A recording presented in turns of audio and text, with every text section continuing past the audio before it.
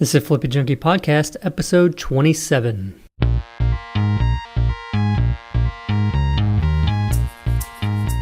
Welcome to the FlippingJunkie Podcast. My name is Danny Johnson, former software developer turned house flipper, flipping hundreds of houses. Each week, we bring you interviews, strategies, stories, and motivation to help you get started flipping houses and on your way to becoming your own boss and achieving financial freedom. Thanks for spending time with me today. Now let's get to it. Hey everybody, welcome back. Hope you had a great week. This is the FlippingJunkie Podcast, and today I've got a really good friend in San Antonio, and I'm glad that he was able to take the time to be on the show. His name is Erik Sangerhausen, and over the last 6 years, he's been developing and building an owner-financed real estate investment company, starting from scratch, and he had to figure out the best way to create and sell real estate notes. Now, he currently flips about 75 plus houses and notes a year, and they're shooting for 100. He's been in real estate for over 15 years and has done a little bit of every kind of investing. You know, his passion is and will always be in the creation of real estate notes because he says it affects the most people. He enjoys it because he's helping the seller to buy their house from them, and then the neighborhood, he's helping improve the neighborhoods by rehabbing those houses, and then the end buyer for offering owner finance, and an investor he's helping by creating a good quality real estate note. So he's touching a lot of people there. He's helping the people that need to sell houses, helping the neighborhood by fixing up the houses. And then whenever he sells a house in owner financing, he's helping that end buyer be able to qualify, to be able to get a loan to buy the house. Whereas sometimes, you know, through a traditional conventional lender, they wouldn't be able to. So he's helping there too. And then after they create that note, they're then selling that to an investor. So he's creating value there for that person. So it's pretty cool how many people benefit from transactions like that. And Erik has been working on that for a long time. So being that they do rehab the houses, he deals with contractors. And that's what I want to have for the topic of this episode is how to find and work with the right contractors. It seems to be a big issue with a lot of people that get into this business. So after they've overcome the difficulty of finding a good deal, putting it under contract and buying it, then they've got to fix it up. And many run into the problem of hiring the wrong contractor, getting screwed out of thousands of dollars and ending up having major problems in this business. And what I've always said in the past is whenever we're doing really well in this business and things are running really smooth, it's almost always because we have great contractors at the moment. And it's times that we don't have good contractors is when everything seems to be a headache, a hassle, and a pain in the butt. So this is a very, very important episode, and I'm glad to have Erik on the show to talk about it. And also the show notes for this episode can be found at FlippingJunkie.com/27, FlippingJunkie.com/27. And Erik was great enough to share a chapter from their new book, the chapter that covers hiring contractors and how much repair to put into a house. And it's a great chapter from the book, and you can download that on that show notes page for free. Check it out. It's at FlippingJunkie.com/27. All right, so hey, Erik, you there? Yeah, I'm here. Hey, Erik, thanks for being on the show. Yeah, thanks for inviting me, finally. It's only been 26 episodes. This is 27. Yeah, I was waiting till we had a big enough audience to warrant having you on the show. I appreciate that. Yeah. So it was like before the show, we talk a little bit, and I told Erik that I was gonna surprise him by, like, you know, whenever I do the intro and start talking like a radio, like my whole personality and voice changes. Hey, Erik, welcome to the FlippingJunkie Podcast. You know, it's completely out of character for me. And then you would just hear a dial tone, ding. I hang up on you. No, but seriously, thanks for being on the show. We've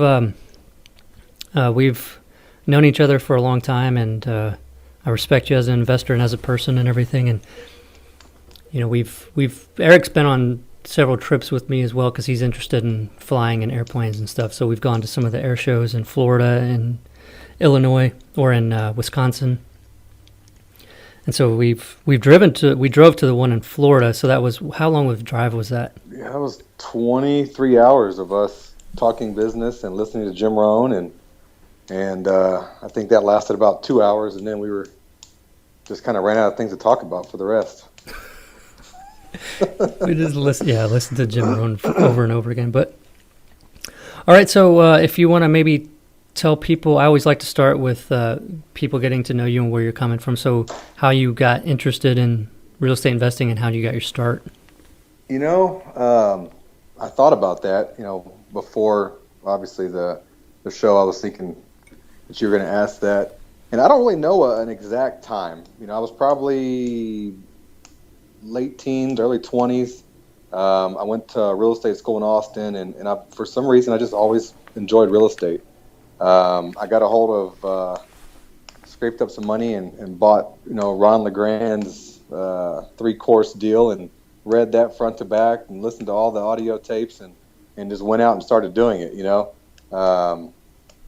Took about 10 years, doing it on the side, off and on, before I really got serious with it. And then I met, Mike, and then we started Alamo Home Source.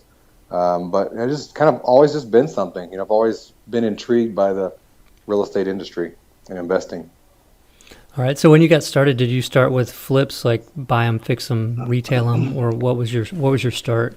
No, I didn't have any money. So when I first started, it was all creative financing. I always liked real estate for the passive side of it. I always thought, I'm just going to get enough rental properties or enough passive income where I don't have to work anymore.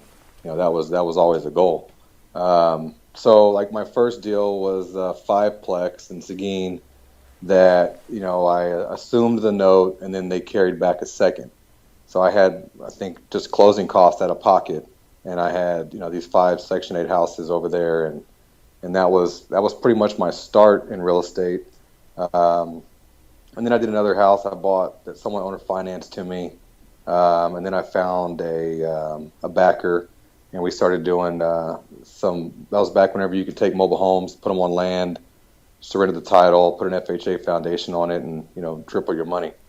Did a little bit of that. But no, mainly just passive income type stuff. Great. And so, these days, for the last 6 years that I mentioned in the intro, you've been dealing with notes mainly, right? So could you explain a little bit about what you guys do? Yeah. So we started flipping, and the market kind of crashed on us. And I had worked for a company for a little bit that was creating notes and selling them on the secondary market. So I kind of knew a little bit about it, but not a lot. And we had, I think we had 2 houses that we just couldn't get rid of. So I talked to Mike and I said, hey, let's try to owner finance these. And we didn't know what we were doing, no idea. And so we stumbled through it. We created our first note, and, so we have this note, and that's like, well, now what do we do with it? Yeah, it's creating us passive income, but, we need some cash. So I started trying to sell it, started talking to people. Hey, would you be interested in buying a note? And that's kind of how the business evolved. But yeah, basically what we do is we go out, we buy a house, we rehab it, we sell it with owner financing, and then we sell that note to private investors, retired people, things like that. All right. So it's just a way for them to invest their money and get a better return with a secure asset backing. Yeah, it's like a rental property without all the headaches. We manage it for them. They're getting 10 to 12% return on their money without having to deal with anything. They have a note, so they're dealing with the homeowner rather than a renter, and it's just a win-win for everyone. I had a guy label it as like a triple bottom line. So, the homeowner wins because they get owner financing. The investor wins because now they're getting a better return than what the stock market or IRA can get them. And then, obviously the neighborhood wins because they're getting a house that's now remodeled and brings up the neighborhood instead of a rental property that's dragging it down. Right. Yeah, and then the investor's not having to deal with calls for clogged up toilets and shelves and closet stuff falling down in the closet. Exactly. Exactly. Kind of crazy stuff. Yeah, that's great. And you guys actually are in the process of finishing your book, right? Yeah, it's been about a 3-year project. It started off as just kind of a joke between Mike and I. Mike's my business partner, by the way. And we wrote it on a goals list, and every year, I just kept moving it to the next year, and finally I got tired of rewriting it on my new goals list. So we went to work writing it, and 3 years later of multiple revisions and just making sure it's perfect, I'm sitting here in front of me. It's pretty much the final version, and we're happy with it. We think it's a great book. It touches on a lot of philosophy and not just a real estate book per se. Like most of your real estate books are going to be nuts and bolts. This kind of encompasses everything, but it touches a lot on the owner finance business model as well. That's great. And the name of the book is Stop Flipping, Stop Renting. Seller Finance Your Way to Financial Freedom. I like that. Yeah, it's cool. All right. And so when do you expect that to be hitting the shelves? It should be on Amazon,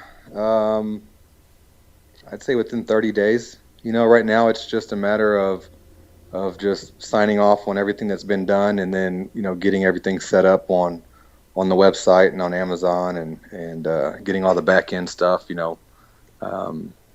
accepting payments and things like that. So it's almost there. Great. There.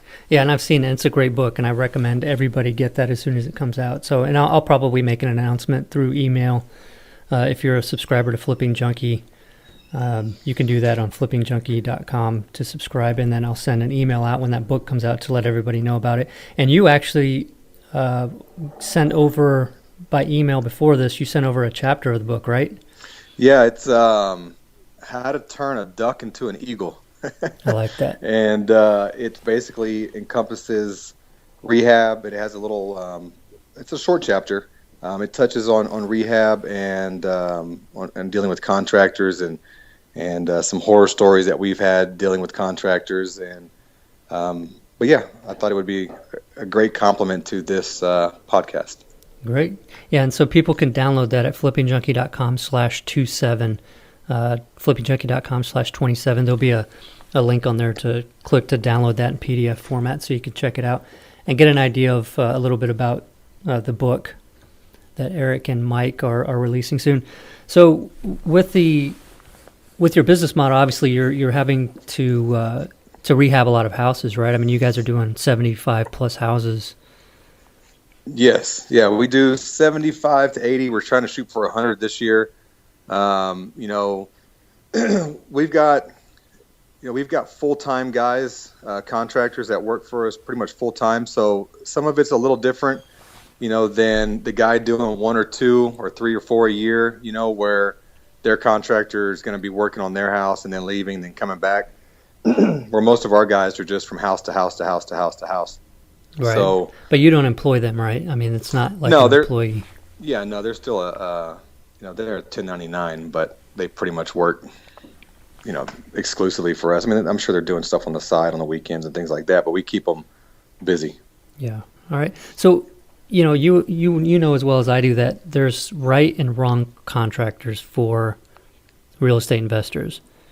How would you best describe the right type of contractors that you were looking for? If you were looking for a new contracting crew, what would you look for in those people? You're always you're gonna have to go through some. I mean, that's just inevitable. I would say where we've ran into problems is trying to find the guy that can do everything rather than the specialist. So, whenever we try to find the tile guy to paint the house or the painter to do the tile, that's where we've really ran into problems. Or the guy that has the crew, he's just the guy that runs the crew. That tends to give us problems because then he's trying to get 3 or 4 other jobs at the same time and is pulling guys off. So, I mean, we're looking for, the guy in the little pickup truck that's self-employed, that does painting, and then I'm looking for the guy in the pickup truck that does flooring. And, we just have all the specialists come in. And that's what we found. What's that? I was just going to say, do you find that the painter, though, typically becomes sort of a little bit of the general contractor, and that he probably does drywall and some of the trim work and stuff like that, or do you have a specialist for that as well? No, definitely. The painter is going to usually do the drywall. trim, things like that. But when it comes to like big things, like you don't want the roofer doing the paint, stuff like that. Right. Like the electrician, I've got stories of the painter needing work, and he's like, oh yeah, I know how to do electrical stuff, and the next thing you know, I've got my electrician calling me going, I don't know what this guy was thinking, and redoing the whole house. Right. So yeah, just stay away from the do it all type people. Yeah, it's a jack of all trades, master of none thing. Yeah, there you go. I mean, and that goes, in business itself. I mean, whenever I try to do everything, I end up doing everything very badly. When I focus on one thing and build a team around me, I seem to be more successful like that. Yeah, that's hard for some people to do sometimes, and especially when you're starting out and you just want to get going on that flip. You want to get somebody in there to rehab it, and when you don't have much experience, if somebody seems decent, and of course a lot of people are going to sell themselves whenever they're trying to get the work, and you're going to say, well, I've talked to 2 people and I'm tired of doing this. I don't really enjoy meeting with contractors. I don't know what to ask them, so I'm just going to hire them and see how it goes, and that can just become a nightmare.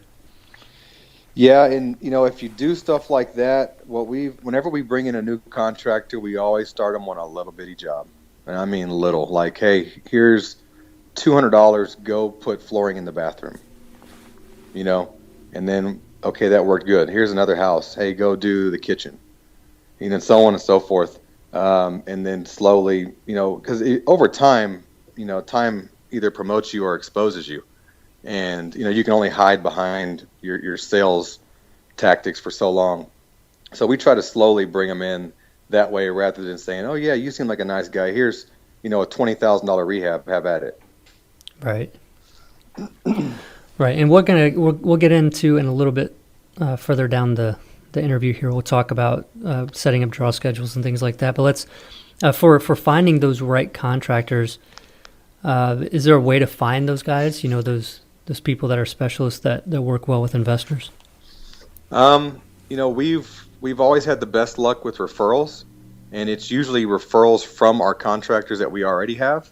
So the painter says, hey, my cousin does flooring, stuff like that. That's, I would say, most of our contractors that are the ones that have been with us for over 5 years have come from referrals. So talk to other investors, talk to other contractors, or someone that, if you have worked with a contractor, go to them first to see if they know anyone. Other than that, running into them at Home Depot, having their truck logoed, newspaper, things like that. But you're going to have to do a lot more underwriting, if you will, before you start just unleashing them on a big project. Right, and checking references and things like that. Doing your due diligence with them is very important, especially if you don't know them. They didn't come recommended by somebody else. Yes. Especially the guys that you find at Home Depot. Oh yeah. You want to check some references, and I think going to the RIA meetings, the Real Estate Investor Association meetings, and talking to other investors, because there are other people that aren't doing enough business, enough flips to keep contractors busy. And they want to be the ones that keeps that contractor happy, so that whenever they do have another house, they're there to work for them. And they do that by being able to refer work to them.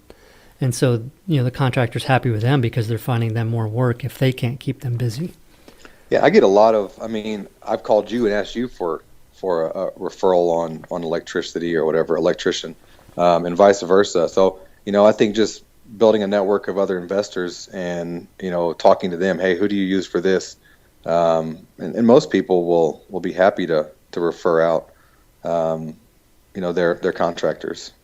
Right. Yeah. So don't feel like you're going in to RIA meetings and then asking people about these different tradespeople and feeling like people are not going to want to tell you, because a lot of them do freely tell you and share their contractors, again, because they get value out of it, because then that contractor appreciates them giving them more work. So. Yep. And then the other thing, I was going to say something else regarding finding the contractors. Oh, one thing that because I've just recently been doing this, is whenever I drive for dollars, I'm always looking for the roll-off dumpster in driveways and then stopping and talking to the contractors working those jobs, because then it's awesome because you're being able to see the work they do. You're seeing how they keep their job site, which is always a big sign of what kind of people they are and how they work. And seeing how friendly they are with you whenever they're not talking to you with the situation of you looking to hire somebody for a job. So, if they're friendly to you, even though they don't know that you have work for them, you're going to find out what they're really like. So I think it's an awesome way to find contractors. Kind of go in covertly, undercover, and just act like you're a curious neighbor or something and see how they act. That's a good idea. Right. Yeah, and it's kind of hard sometimes though, because they're going to be skeptical because they're going to be wondering if you're from the city. Like checking to see if permits are pulled and all that kind of stuff. So there's a little bit of trepidation at first, but yeah, I don't know. So don't be rolling up in some like city-looking car, May get shot.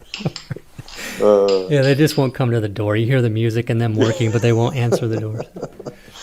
But anyway, that's when you see too the guys that are, drinking beer all day and stuff like that. It's like definitely don't want to hire them. Yeah, no, definitely not. So when you walk in there, I've walked into some guys and they're napping. They're taking a nap in the back room. Yeah. And sometimes that's not so bad, but if it's all the time, that's a problem, right? So with that said, what are some of the cues, some of the things over the years that you've learned to avoid, like telltale signs that somebody wouldn't be a good person to hire? Number one would be, hey, I'll do the job for $2,000. Okay, that sounds fair. We agree on it, shake hands. And then 2 or 3 days later, they're calling you wanting more money because of this or because of that. Sometimes it's legitimate, but I found that people like that are going to end up getting you in trouble. They're always going to bid it low, then they're going to get in there, they're going to realize they bid it low, and then they're just going to keep hitting you up for money, keep hitting you up for money, keep hitting you up for money, and it's just a bad relationship from the start.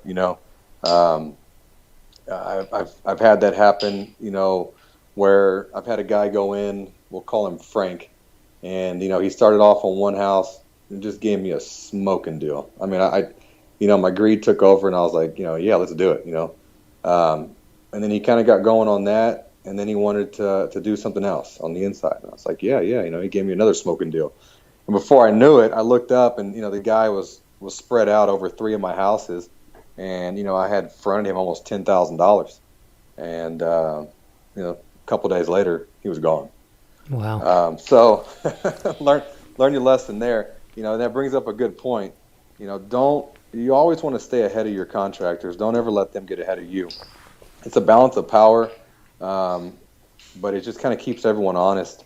If the job is $2,000 and they've been paid $1,800, and they're not even halfway through, sometimes they start thinking, well, I should have got paid more, or I've got this other job coming up, and they just the quality of the work tends to go down very, very quickly, rather than, they've only been paid $1,000 and now they want to finish this job,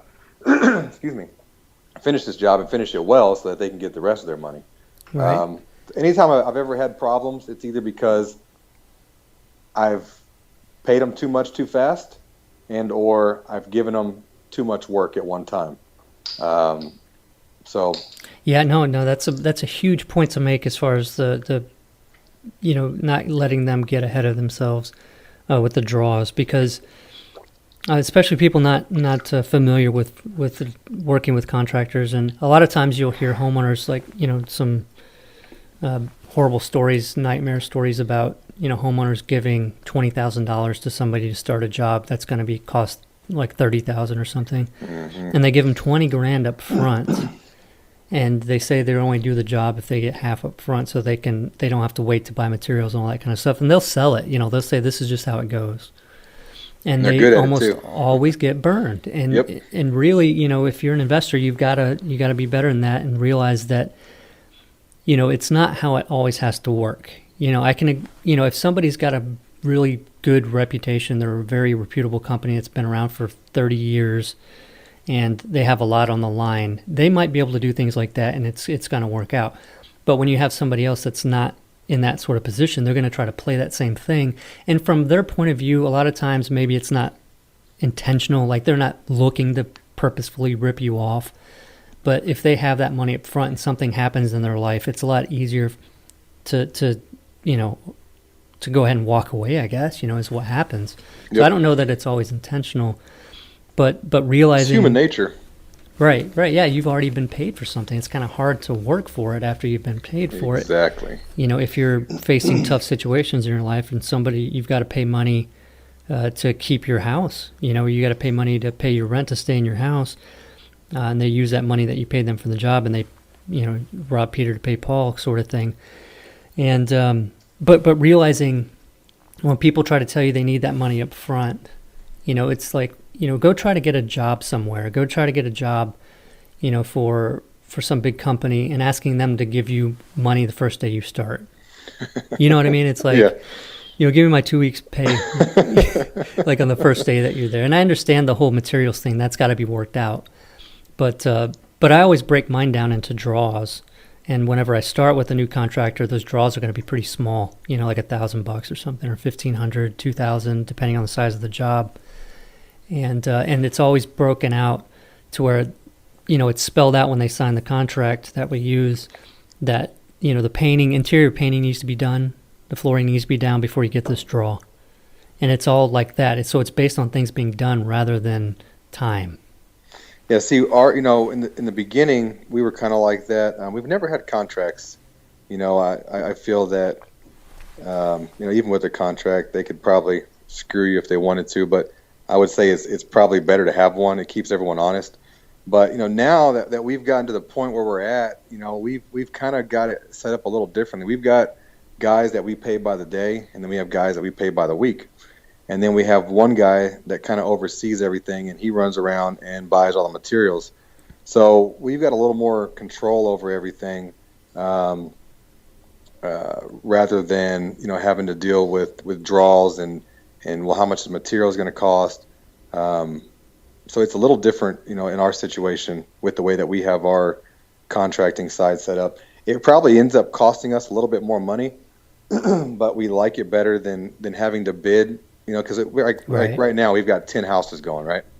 So, if I need to take Leroy off of one job and send him over to another house to fix a plumbing leak, I don't want to have to worry about, hey, can you give me a bid for that? I just want, hey, go over there and fix that and come back, and it's all part of the weekly or daily draw, if you will.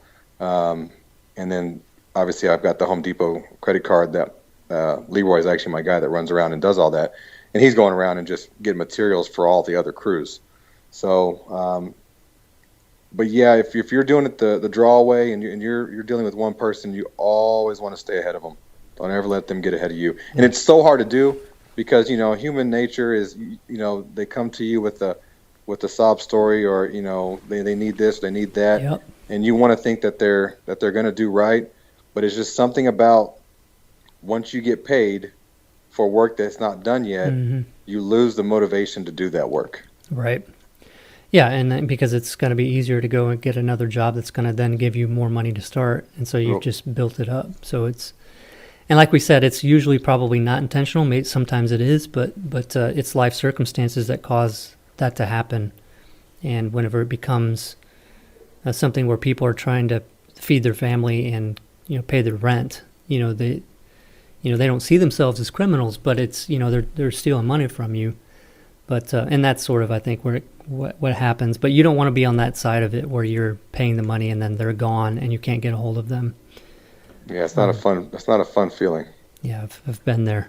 I think everyone's been there. Yeah. Well, I remember one time a guy was refinishing some hardwood floors, and I was trying to get these other tradespeople in after him to finish up some work. It was probably painting work or something. So we had to have him done first because I didn't want to get all the sand, all the dust and stuff from sanding the floors on everything. And so, I had paid him and he stopped showing up. And I didn't pay him everything, but I was trying to find him. I said, I got to get this thing done, So I'm calling. He wouldn't pick up. And I was just like, I'm driving over to his house. So I look at, his address on the contract or whatever. I go to his house, and I'm sitting there and knock on the door, and nobody comes to the door, and I was like, something doesn't feel right, and I turn and look, and there's a van that looks just like his on the other side of the street and like 3 houses down. So he gave me the wrong address, and I know, and so I slowly, and I look, and I was like, wow, he's sitting in his van in the driveway.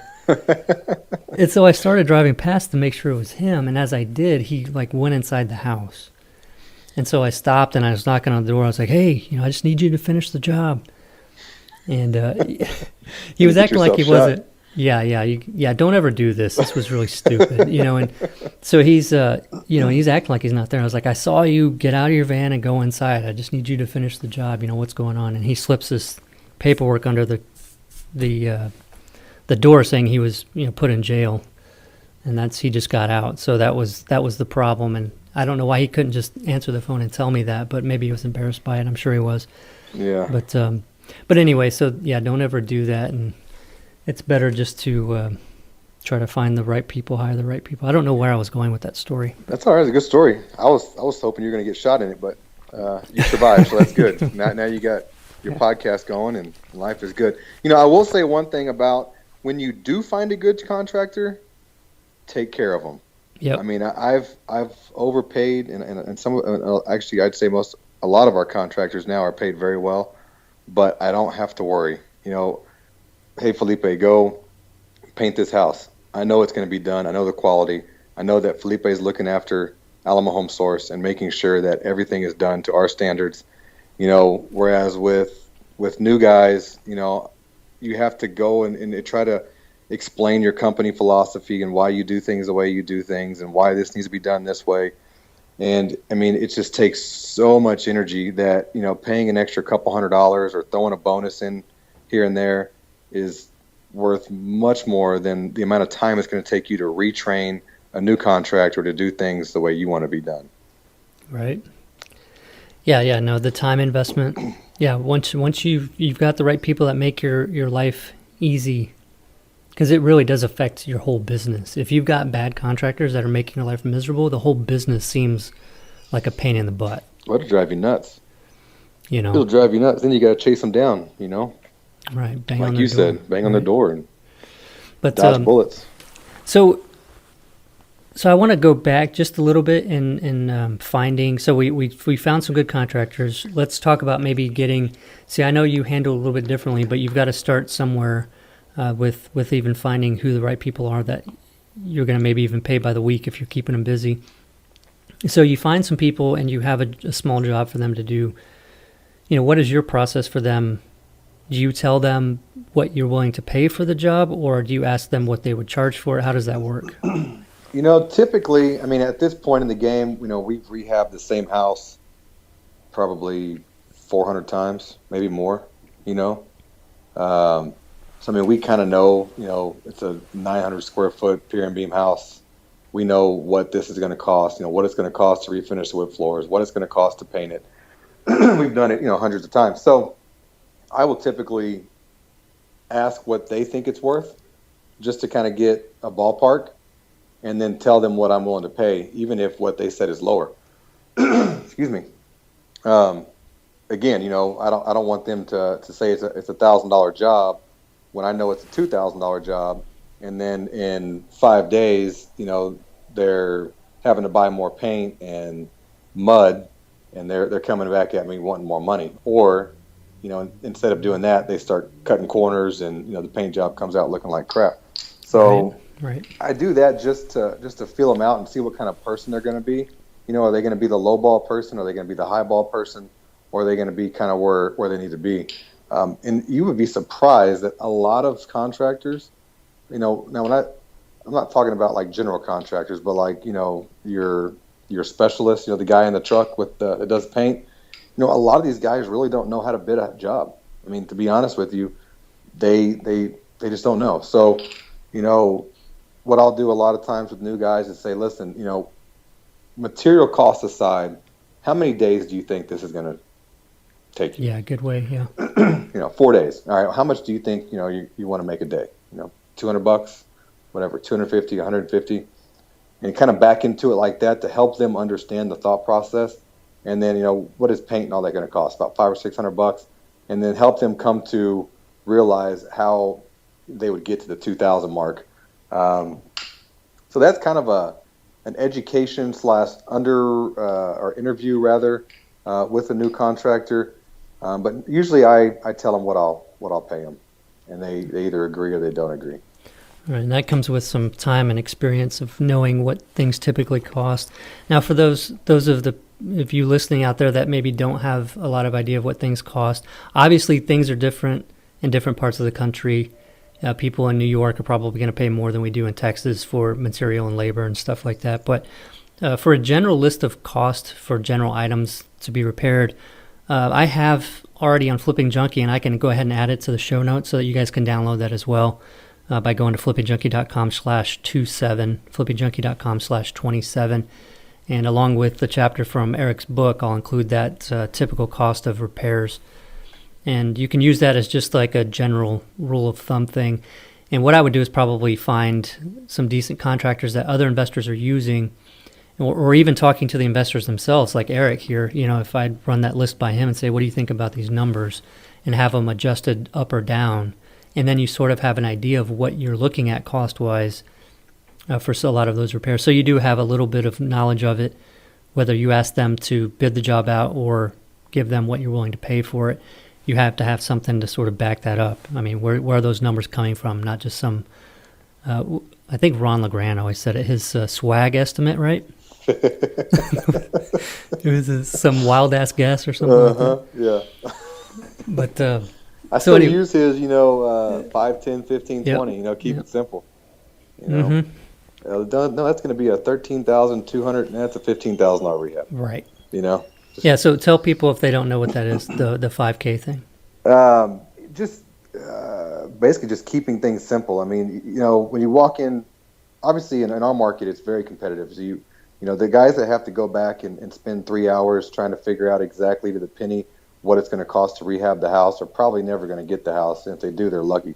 I mean, I've lost deals in 10 minutes, because I drove around the block. Someone else pulled in and bought the house. So, I mean, you've got to be able to walk in a house and just kind of walk through and go, okay, 3,000 kitchen, 2,000 bathroom, 3,000 flooring, 3,000 paint. Okay, you start adding it up in your head, when it may be, $2,500 for the bathroom and $1,700 for the kitchen. But, you just got to have some sort of a basis. I mean, I can be pretty close. I can walk through a house and in about 2 minutes go, it's about a $15,000 rehab, and I may be plus or minus $1,000 or $2, but that was just something that always stuck with me was trying to keep it simple, because that used to overwhelm me. I mean, how am I going to know exactly how many gallons of paint and how many screws and how many what each fixture is going to cost me, without going and getting all OCD and having some sort of a list, with everything written out, which isn't my style. I just kind of come up with that, and I kind of piggybacked off of him from, what was that, 10 years ago or longer than that. No, I use the same thing. So basically, if you go in and you sort of calculate those rough costs for those big items, the painting, the flooring, any drywall repair, kitchen, bathrooms, exterior, fence, landscaping, roof, lights, roof, any foundation leveling, those main AC, those main items, calculate up all those costs. And like you said, if you end up at something like $22,300, just bump it up to the nearest 5. So then it's $25,000. Yep. You always throw in a couple thousand for miscellaneous, because there's always going to be something. Always. Yep, always. And even then, Melissa still gets mad at me because we're always over budget. So.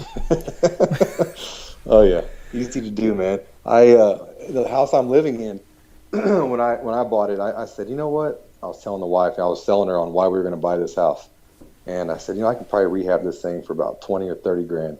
Here I am. Mm-hmm. I've rehabbed these 1,000 square foot houses on the south side of San Antonio for, forever. And, my brain is just, a $25,000 rehab is a brand new house. But this is a 2,500 or 3,000 square foot house, whatever it is. And, I think it was like $90,000 later. Yep. I was like, oh, this sucks. Yeah, I've been there. Because, where I'm buying, the $25 ceiling fan, the wife wants the $200 ceiling fan, right. And I'm putting Formica countertops, she wanted granite. So it also depends on, what kind of house you're rehabbing. And if you're doing different kinds of houses or higher end houses, those are definitely going to be different. Right. Yeah. So you'll have different levels depending on your sort of niche or what you tend to focus on: lower end, middle road, and then higher end properties. And one way to tell what kind of fixtures to put on, in the house is, if you don't know the type of level, look in the neighborhood for any other ones for sale to see what your competition's going to be when you do go to sell the house. And you can see what they have fixtures and finishes wise, so that you can, have nicer than they have, so that the house sells faster. All right, so let's say you got the bid now, you've agreed on a price, and I like to do a contract for every job. So I spell out a scope of work which says everything that I want done exactly, including SKUs and materials, so that I know which light fixtures are going to be used, all that kind of stuff. And then I have the time frame spelled out, and then the draws and when those draws are going to be paid out. Now you do things a little bit differently with how you run it, by paying people by the week, and you have your guy that goes around and gets materials for everybody. But let's talk about the typical time frames for a lot of these jobs. So you said, you've rehabbed the same house over and over, it seems like, because you're doing the same rehabs in all these houses. What's the typical time frame for the type of work that's done in these flip houses? We should, a complete rehab, and that's top to bottom. A lot of times we're just kind of putting lipstick on a pig on some of these, but most of the time we are taking them all away. And, I would say 30 days max. If we're over 30 days, then I know that there's been, something's been going on. But on some of the bigger flips that we do, like the traditional stuff, it's taken 2 or 3 months. So I guess it all depends on the size of the house, on the detail of the rehab. Ours, you're going in there, you're refinishing wood floors, you're doing paint and texture, bathrooms, kitchen, and, maybe redoing the AC, and that's it. And that typically doesn't take very long. You got a week for paint. You've got about 4 or 5 days for the wood floors to be refinished just because of dry time, and everything else, another week or so, and they should be out of there and on to the next one. So like a month is a general average, and that's quite a bit of stuff being done at the houses too. So yeah, I mean, we've got, our guys are pretty efficient. They know. That's why I said when it comes to the specialist, they know when they come in there, their job is to knock out the paint and get out of the way for the guy to come in behind them. Right. Yeah, because sometimes if you've got somebody trying to justify, if you're new to this and have a contractor that's saying it's going to cost this much because it's going to take me 3 months, like you should have warning bells going off like, hey, this isn't right. Yep. They're going to take their time. They're not going to be there for a week or two at a time, which is a part of the things that I put in my contracts, is that there's a deadlines, and that's something that they've come up with the time frame for the job. So it wasn't something I said that was non-realistic or unrealistic, but something they've agreed to that they felt like it was a good amount of time, and that deadline's on there. And then I have a penalty for if they go over that. And I don't know what it was, like $50 a day or something. But really, I don't know. I've never actually had to use that. Like, I've never had to deduct. Well, maybe once, I think. But the main reason, and I tell the contractors, the main reason why I have that in there is just because I don't want the job site to become a ghost town. I don't want to go over there and not have people there for a week or two, where nobody's there doing anything because they're working some other job. Like, if you have some other job, tell me about it, and let's schedule it all so I know what's going on. But that's a good way to keep that from happening. And really, if they have nothing left but the exterior painting to do and it's raining for a week, I'm not going to dock them, some of the cost because of something that was out of their control. Yeah. Yeah, you're a lot stricter than I am on stuff like that. But that's but you're doing different rehabs. I would say that if I was doing more of the higher end rehabs where I had those kind of contractors, I would definitely want some sort of time frame. We did that for a little bit, where we would ask, hey, how long do you think this will take? And then we would give them another week on top of that. We never had it in a contract, but we tried that, and it worked really well. So. Yeah, and it's good to hear from your point of view too, because it's getting people, because this is all about finding what works for you, right? With who you find and what works for you. It doesn't always have to be one way. Just because I do something a certain way doesn't mean that's the way it has to be done for everybody. I mean, you find what works well for you. So this is awesome because people are getting two different perspectives or two different ways to do the same thing. But man, I really wanted to say something else about that, and I'm trying to remember what it was. It was, you had mentioned something about, most of the time you guys are putting lipstick on a pig. and it's funny to say, but some people think that it was like, oh, he's just like going in and painting over all this rotted wood and stuff like that. And it's definitely not like that, because Erik's rehabs are very nice. I'm actually really amazed when I see them, as opposed to what some other guys do with some of the lower end houses. I mean, you guys do a really good rehab on all those houses. I think, in the owner finance world, we're probably the best in the area at rehabbing. Most people that owner finance, feel that just because they're offering owner financing, they shouldn't have to touch the house. So most of them aren't touched at all. Or we're going in there and doing complete remodels on 98% of our houses, and then also selling them at realistic values too. Whereas most of our competitors are jacking up the prices. I mean, that's a whole other discussion. But no, I mean, lipstick on the pig was probably, it was more of just being funny rather than I know. Serious. So like on some of these houses, in order to keep the prices low, let's say we have a bunch of $90,000 to $100,000 houses, which in some parts of the country you're probably giggling, but in this area that's a pretty decent house. And we want some $70,000 and $80,000 houses. We may buy grandma's house that's in perfect condition, but just needs a cleaning and a paint job. Now I could argue, I could take that house all the way up and sell it for $100,000, but why not just clean it? We put a paint job on it, keep the price low, and pass on the savings to the homeowner. Right. So that's where that's my lipstick on a pig. I was thinking through I have these notes here for the show, and I was thinking through some of those cues again for what to stay away from, and over time I've had some experiences with trying to hire new contractors and having like warning bells go off, and some that weren't there at first, but then after having the experience, they became warning bells next time I was trying to hire somebody. Mm-hmm. And we've been working with the same guy for years now, so it's kind of even, but we need more because we've been ramping up the business. But so I'm going to be going through all this again.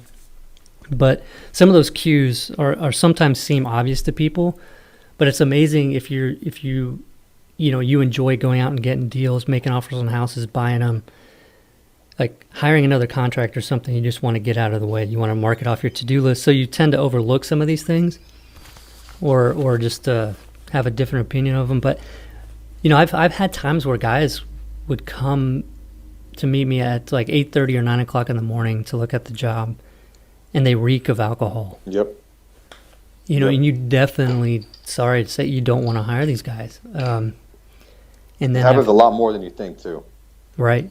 And you can feel sorry for them or think, oh, well, it's just something like they just drank last night or something. But, just be careful with that kind of thing. And then the other thing is if somebody is talking and telling you how good of a contractor they are and how awesome they are, and they don't stop and they just keep going, you can't get a word in edgewise, don't hire them. No. Run. Almost every single time I've hired somebody like that, it's the exact opposite of what you're being told, and it's because they know they're not all that, and so they're trying to convince you that they are when they, so. And to go back on your alcohol breath, that's actually a good, if you're going to be hiring a new guy, have them meet you there at 7:30 in the morning. Right. I mean, they're going to have to be serious about what they do and be, on time. Make sure they're on time. They don't smell. They don't smell like alcohol. I think that's a great. I don't know what I'm trying to reach for the word. I keep wanting to use the word underwriting because I underwrite for a living. But, anyways. Yeah, it's just a litmus test or whatever. There you go. Okay. So. Yeah, and then the other thing is like whenever I'm driving for dollars I'm looking for contractors at the same time, a lot of times I think it's great to be going at 4 o'clock in the afternoon, even 3:30, 4 o'clock, because if they're still working on the job, That's a good sign, because if you go and it's like 3 o'clock and they're gone, because that happened yesterday. I stopped to talk to one, and everybody was gone. It was only like, I think 3 o'clock, 2:30 even in the afternoon. Obviously they could have gone to buy materials or something. Yeah. But usually they'll leave somebody on the crew there working still. So it's kind of a bad sign. Not always a... Yeah, you get there at 10 and leave at 2. Right. That's how your jobs take 60 days to complete instead of 30. Right. And some of the other horror stories too, I think I've talked to somebody, where somebody's asking for a lot of money before they've done all of the work. Sometimes what you'll find is you'll have a house that needs a lot of stuff, and you hire somebody and you don't give them a big draw. Say you're good about that. You set it up to where they're not supposed to, like, they're not starting with a lot of money. They've got to do some work and then get paid and build up your trust for them.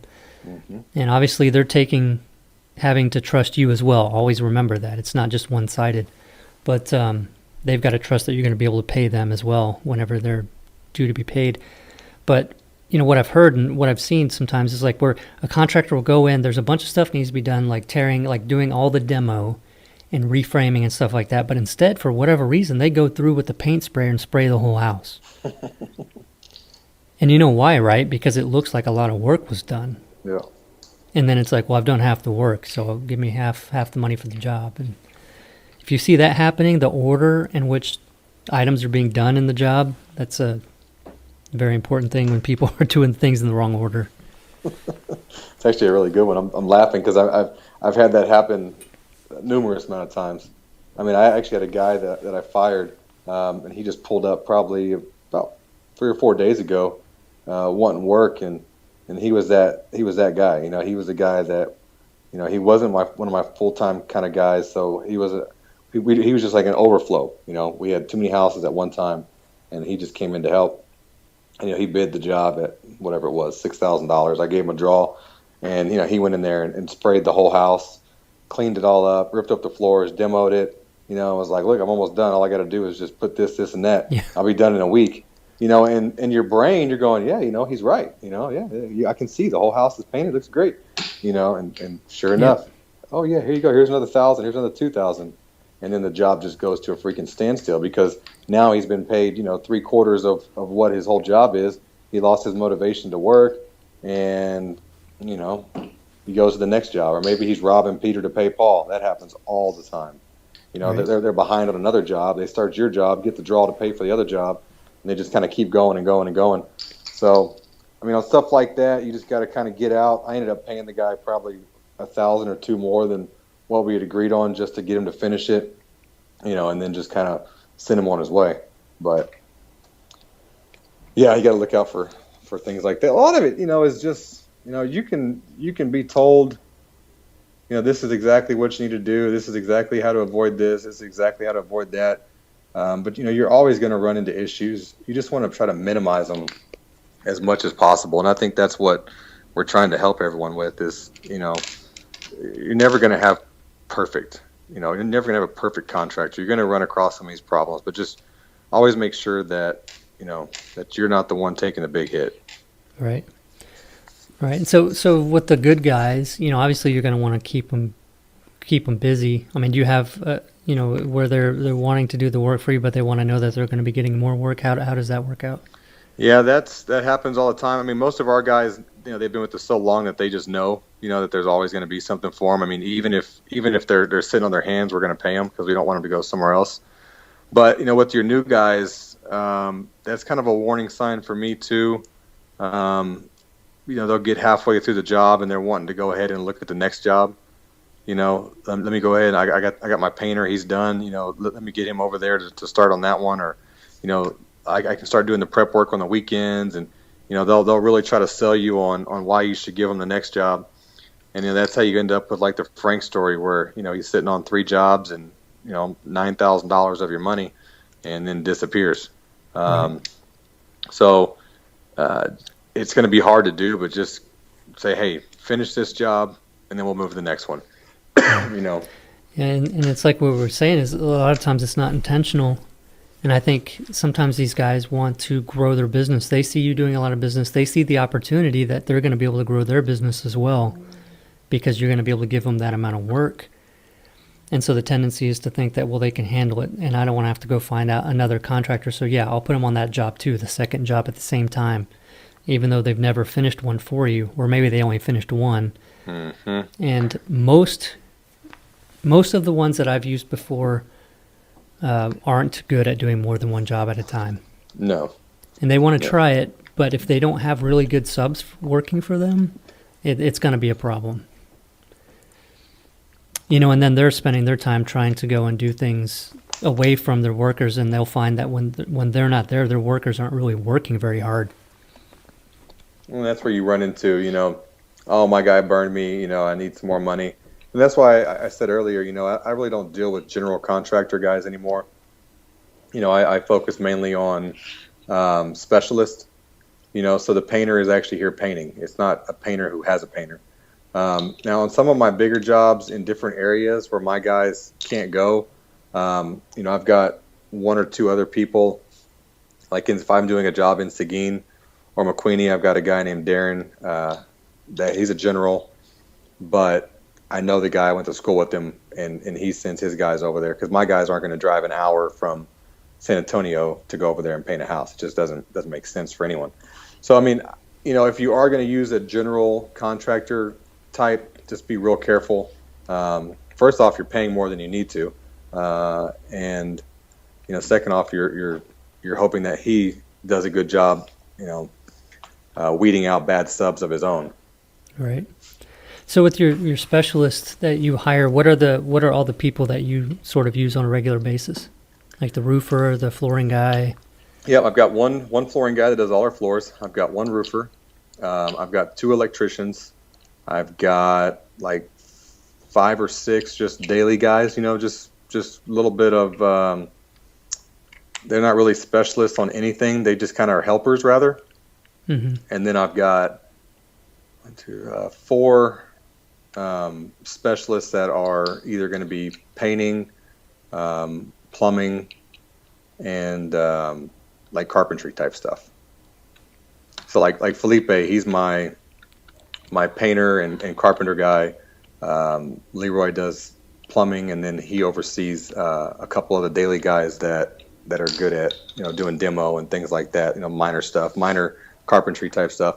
And then I've got Felipe that does he does a lot of the flooring, things like that. So like I said, mine's a little different than what most people are. If you're doing one big flip, you're probably going to deal with more of the general guy, but try to over time find your own subs and sub it out. You'll save a lot of money and you'll have more control over your job site. Great. Well, I think we've covered a lot of stuff in this interview, and it really helps out a lot for people getting started, not knowing that next step for once they being prepared for that. So because that's a big thing, once you get the house under contract, it's going to be the oh crap moment of I've really got to get this thing fixed now, so how am I going to do it? And I never recommend doing things yourself. Do you ever recommend an investor work on their own properties? No. I guess it depends on what you're investing for. If you're working a full-time job and investing is more passive just for fun and you are a carpenter, maybe, or like if you're in the construction business, and you're doing it just as a side job. But if you're wanting to be a professional real estate investor, focus on building the business, focus on buying the houses, let someone else do the day-to-day grind of the rehabs. Right. All right. Awesome. Well, thanks, Erik, for being on the show again. And, if people want to reach out to you and talk to you, is there a way that they can contact you? Yeah. You got the website. I think you've got my email address. Hopefully you can add that somewhere. More than welcome to shoot me an email and I can set up a time to talk to you. Okay. Do you want to give the URL for people listening for the Note Factory? Yeah, it's the notefactory.com. And then the book is stopflipping.com. Stopflipping.com. Cool. All right. And I'll have links to those on the show notes page, as well as the download for the chapter from the book, and then also the estimating the repair cost, typical repair cost, at flippingjunkie.com/27. So awesome. Well, thanks, Erik. Hey, thanks for the invite, man. I appreciate it. It was fun. Yeah, thanks. Have a good day. Bye. Bye.